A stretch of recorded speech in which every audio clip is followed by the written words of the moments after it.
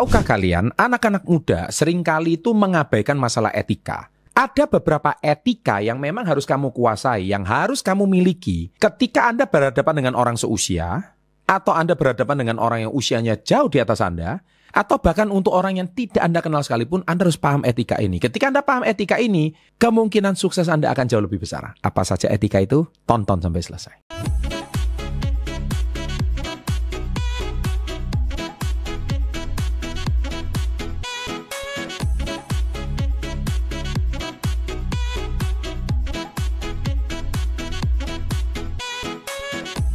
Welcome to Success Before 30 Business and Financial Mentoring.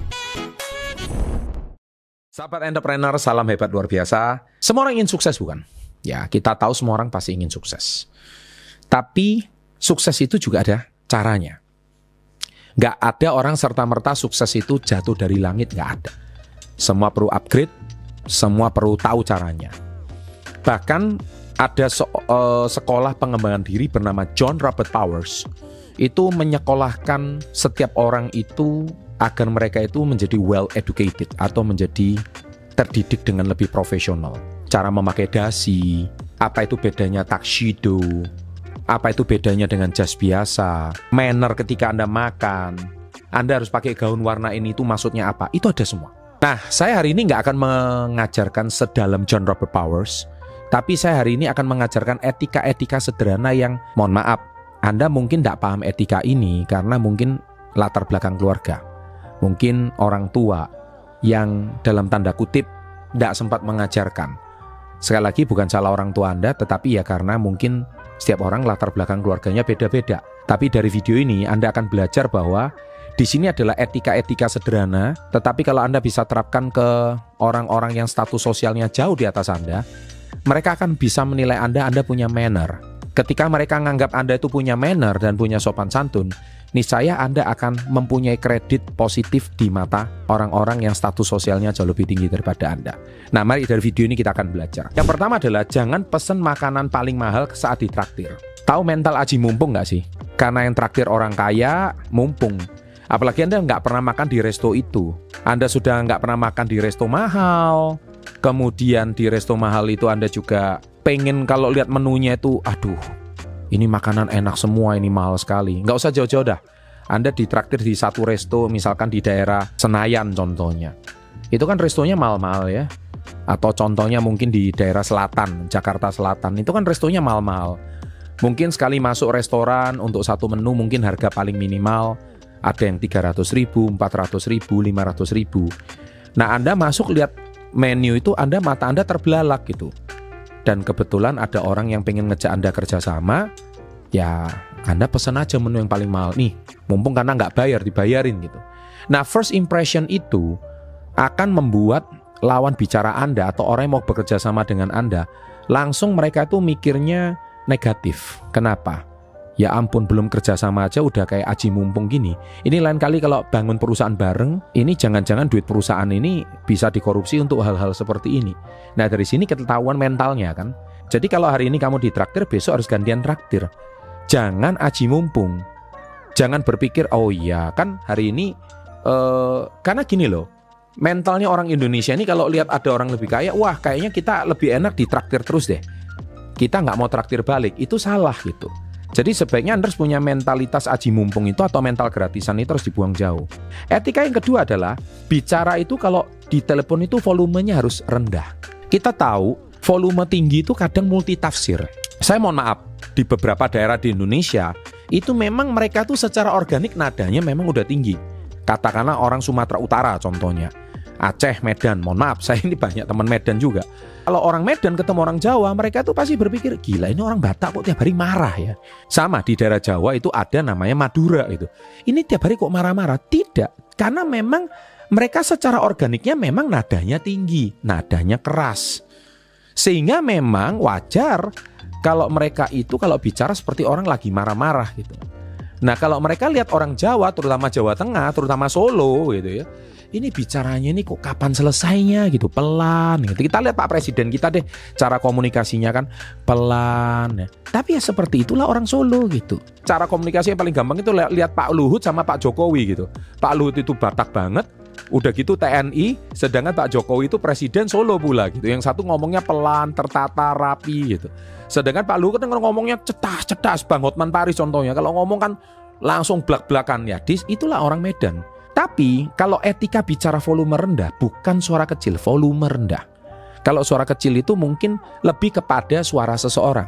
Kalau memang dasarmu kecil, kamu mau sekeras-keras apapun, dia itu udah kayak orang teriak-teriak gitu. Contoh kayak istri saya ini suaranya lembut, kecil. Jadi dia tuh kalau saya ngomong apa saya ngomong kayak gitu, dia ngomong, aduh dia tuh udah sampai teriak, sampai stres ya, saya itu udah teriak-teriak kok kamu nggak dengar gitu. Contohnya ada orang yang seperti itu. Tipis volume suaranya atau pita suaranya. Nah jadi kalau telepon apalagi penting, usahakan bicara dengan volume rendah. Ini penting. Ketika volume itu tidak membuat telinga itu sakit, itu multitafsir loh. Sehingga orang pikir kamu lagi marah-marah atau tidak menghormati.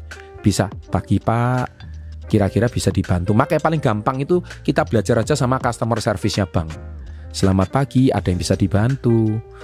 Iya Pak, ketika Anda nada setinggi apapun, dia tetap terima dengan lembut. Nah, seperti itulah yang harus kita belajar. Etika volume rendah itu luar biasa. Makanya saya juga pernah diundang Halo BCA. Waktu itu saya pernah dilayani langsung sama tangan kanannya Pak Arman Hartono, pemilik BCA. Kita tahu beliau adalah pemilik BCA.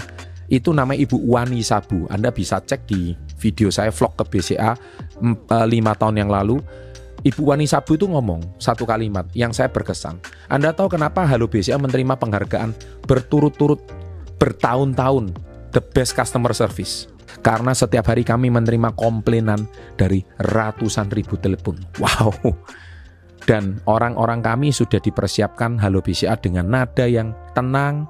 Karena yang telepon ini kan rata-rata telepon Halo BCA kan pasti orang bermasalah. Entah hilang ATM, entah uangnya kecurian, entah pokoknya semua masalah lah. Nah, tetapi akhirnya dia telepon dengan nada yang enak.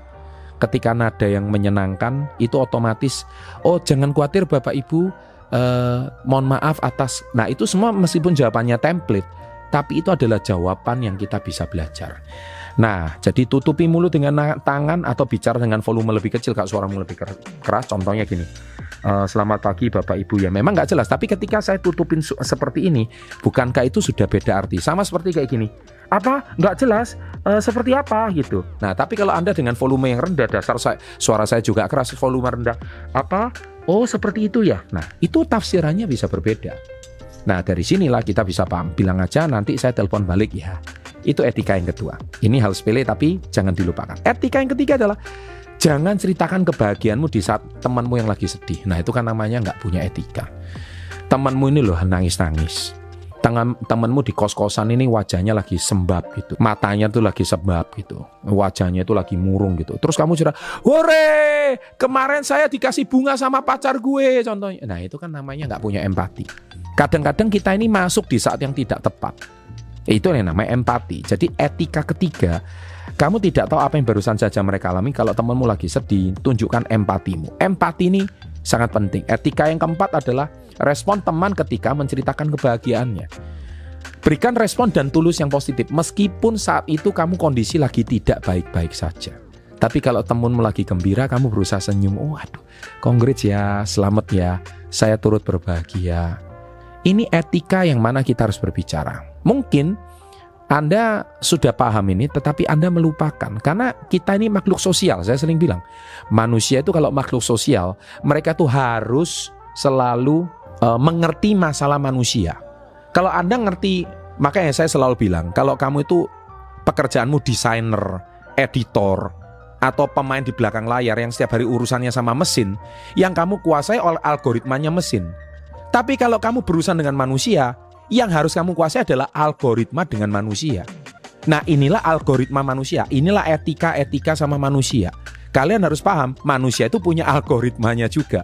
Ketika kamu hari ini ingin dapat project yang besar, ingin dapat deal project yang besar, kamu harus mengerti etika berbicara dengan orang-orang yang jauh lebih tua, jauh lebih bermodal, jauh lebih mempunyai bisnis yang gede. Kita harus punya etika. Nah, kalau mereka sih nggak mau tahu ya, yang butuh kan kalian gitu loh. Kalau kalian nggak punya etika, jangan harap kamu dapat deal project daripada dia. Jadi itu kan positif seperti, wow, keren banget, selamat ya, gue ikut senang. Mungkin bagi netizen yang menganggap itu nggak penting, netizen nganggap, itu kan cuman menjilat pantat. Itu kan cuman, Bapak Ibu tahu nggak kalian? Menjilat dalam arti positif ya, saya selalu bilang menjilat dalam arti positif itu memang dibutuhkan. Kalau memang butuh itu kamu. Wah, saya jadi orang nggak bisa menjilat ya. Kalau gitu ya hidupmu ya kamu nggak bakal dapat deal project besar. Karena menjilat itu dalam artian positif ya. Saya nggak ngomong menjilat itu selalu negatif. Bukankah kamu dari kecil kamu juga menjilat orang tuamu? Papa ngerengek, tolong pak, aku kan sudah naik kelas beliin es krim. Nah itu kan kamu lagi menjilat papamu. Kok sekarang kamu mengatakan menjilat itu negatif gitu loh. Kamu juga menjilat gurumu gitu loh. Bu guru, tolonglah bu, saya ini kan telat masuk sekolah 10 menit ini kan tadi pagi itu supir Grabnya nabrak. Tolonglah bu, masa begini aja saya masuk BK lagi. Nah itu kan belajar menjilat. Kenapa kamu selalu mengatakan menjilat itu sesuatu yang negatif? Tidak. Menjilat aja bahasanya negatif. Tapi dalam artian etika, menjilat yang beretika, itu menurut saya sah-sah saja. Oke? Etika yang kelima adalah jangan meludah di depan orang lain. Nah ini sih nggak usah saya pertegas ya. Saya rasa dari manapun lupa. Meskipun Anda itu lagi flu, lagi kurang enak badan, atau kalau meludah itu lihat-lihat dulu kiri kanan gitu. Kalau orangnya kosong baru silakan. Kalau enggak ya itu saya rasa nggak pantas ya, menjijikkan sekali. Tapi kalau saya ke China ya, ini terus terang loh. Saya ke China ya. Dulu apalagi saya ke China 20 tahun yang lalu. Parah banget. Orang China tuh mohon maaf. Ini Anda yang nonton video ini, kalau Anda di China, benar nggak kata-kata saya? Orang China itu paling suka gini. Krok. Saya nggak bisa niruin. Pokoknya dia tuh kayak nyedot dirinya. Krok. Terus kemudian meludah. Itu orang China memang. Tapi itu penduduk 1 miliar lebih ya. Semua kayak gitu loh. Bukan semua ya. Mungkin 70-80% kayak gitu. Apalagi orang-orang tuanya. Aduh. Itu kayaknya nggak punya etika banget deh. Nah, jadi orang Indonesia masih jauh lebih beretika sih, seperti itu. Bahkan kalau mereka setiap kali masuk ke dalam toilet, setiap kali orang China itu seperti kayak gitu. China daratan loh ya, bukan China Indonesia. Ada sih orang-orang kita yang, nah itu kan kelihatan level sosial seseorang kan.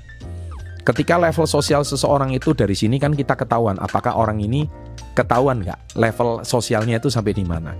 Kalau ini kan orang golongan kelas bawah. Oke? Mau nggak kamu jadi orang golongan kelas bawah terus? Semoga video ini membuat Anda level up.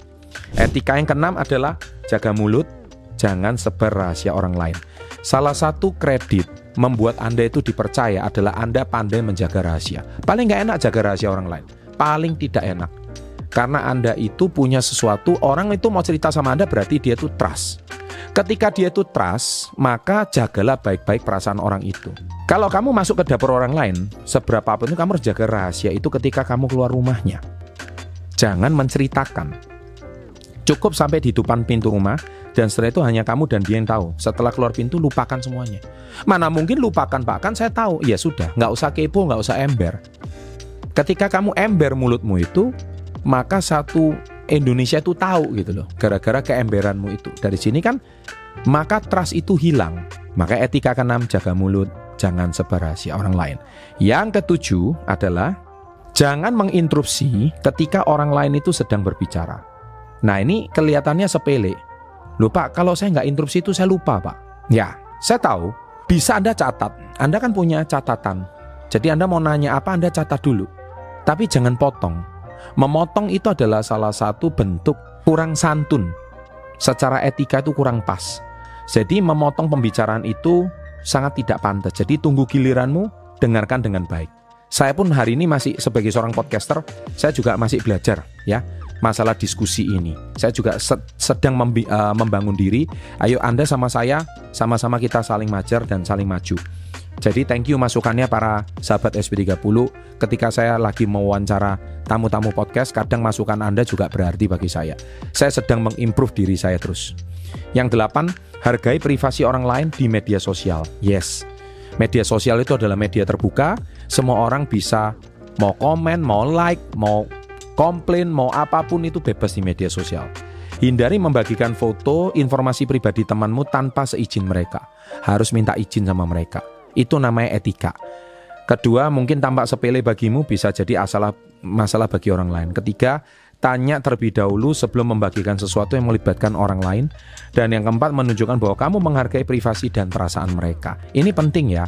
Jadi sebelum Anda membagikan sesuatu, Anda harus izin dulu sama si pemilik foto. Meskipun dia bukan selebriti, meskipun dia bukan selebgram, tapi dengan Anda hari ini meminta izin itu kan artinya Anda menghargai privasi mereka. Etika 9, jangan telepon di jam tidur. Setiap orang itu punya jam istirahat ya. Anda kan tidak tahu dia tuh punya masalah istirahat atau enggak di malam hari. Tetapi ketika Anda tuh di jam tidur, janganlah telepon mereka. Karena mereka juga butuh istirahat. Kalaupun mau telepon, jangan langsung telepon seketika WA call gitu, jangan. Chat dulu. Izin, selamat siang, halo bro, bisa telepon. Nah itu namanya etika yang pantas. Jangan langsung telepon, wah gimana. Karena tingkat keakraban seseorang kan kita nggak ada yang tahu. Ketika kita tidak tahu seberapa akrab, maka kamu main telepon ini menunjukkan Anda nggak punya etika sama sekali. Jadi kalau tidak ada keperluan mendesak, jangan telepon. Jadi jika perlu menghubungi, pastikan itu melakukan di waktu yang wajar. Dan sekarang kita masuk ke etika yang terakhir yaitu etika ke-10. Jangan bawa masalah pribadi ke tempat kerja atau sekolah. Saya tahu ini nggak gampang. Kadang masalah rumah itu kebawa ke kerja, masalah rumah itu kebawa ke sekolah, sehingga wajah kita tuh jadi bete, istilahnya gitu, bad temper. Tapi profesionalitas harus dijaga. Saya juga pernah punya masalah, tapi saya tetap harus profesional di tempat kerja. Saya tetap harus memotivasi, saya tetap harus memberikan bimbingan. Jadi supaya apapun itu kita tidak akan celakakan orang lain atau membawa masalah kita kepada orang lain. Kalau wajahmu itu lusuh atau wajahmu itu tampak buruk, you have a bad day. Tiap hari kamu itu punya masalah yang buruk. Buang itu di rumah, sampai ke teman orang lain sudah senyum kembali. Selamat pagi Pak, ada yang bisa dibantu Pak. Kami berusaha membantu Pak. Siap Pak, kami siap kerjakan Pak. Nah harus seperti itu. Dengan demikian, maka kamu itu akan menjadi orang yang profesional. Nggak kayak sosmed sekarang. Sosmed itu kadang kamu menampilkan meluapkan emosimu di sosmed. Ya, I don't know ya. Orang-orang zaman sekarang ini kadang-kadang antara waras konten sama cari perhatian sama personal branding itu sudah kecampur aduk di sosmed. Tapi kedepannya, mohon maaf kalau Anda orang yang kelihatan nggak beres begitu, siapa yang mau pekerjakan Anda? Siapa mau berbisnis dengan Anda? Saya selalu bilang, bajingan kumpulnya sama bajingan. Penggosip kumpulnya sama penggosip. Orang mabuk kumpulnya sama orang mabuk. Orang nggak waras kumpulnya sama orang nggak waras. Ya kecuali memang Anda silakan pilih Anda mau jadi orang seperti apa. Kalau saya Success Before 30 level up, ya saya nggak mau dong. Saya harus pilih orang yang berkualitas, orang yang berkelas, orang yang berpendidikan, orang yang punya etika dan sopan santun. Makanya kita ajarkan di sini. Demikian video yang bisa saya buat, semoga bermanfaat sahabat SP30. Jangan lupa like-nya, semoga Anda menjadi pribadi yang lebih beretika dan menjadi sukses sebelum usia 30 tahun. Sukses untuk Anda, salam hebat, luar biasa.